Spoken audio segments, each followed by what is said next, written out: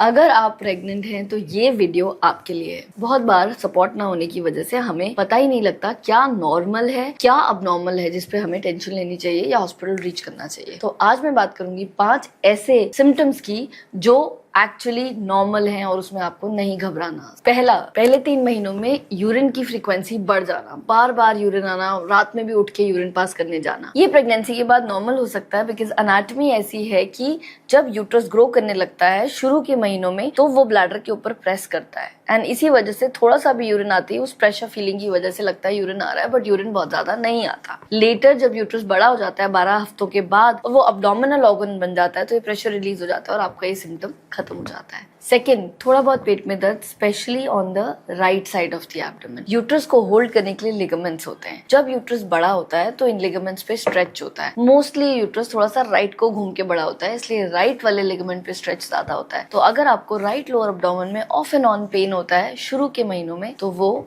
Normal है। But अगर ये पेन ज्यादा है और इसके साथ एसोसिएटेड कोई सिम्टम्स है, यूरिन की फ्रीक्वेंसी, जलन, वॉमिटिंग, चक्कर, तो इसको इग्नोर नहीं करना, इमीडिएटली डॉक्टर को रीच आउट करना है। Third, discharge. अब बहुत इंपॉर्टेंट है ये जानना कि कौन सा डिस्चार्ज नॉर्मल है और कौन सा डिस्चार्ज अब नॉर्मल है जिसके लिए आपको अपने गायनेकोलॉजिस्ट के पास जाना है। अगर डिस्चार्ज पानी के कलर जैसा बट थोड़ा गाढ़ा म्यूकोइड है तो वो नॉर्मल है, वो आपके बॉडी में जो हार्मोन्स है उनकी वजह से हो रहा है। अगर डिस्चार्ज का colour yellow, green with itching या विद डिस्कम्फर्ट है तो वो अब नॉर्मल है। सो it's very important that you understand which discharge is normal. Fourth, पैरों में सूजन आना। जैसे जैसे प्रेगनेंसी बढ़ती है 7वें 8वें महीने के बाद आपके पैर सूजने लगते हैं। ये भी राइट साइड पे ज्यादा सूजता है, आपकी वेन्स कंप्रेस होने की वजह से है।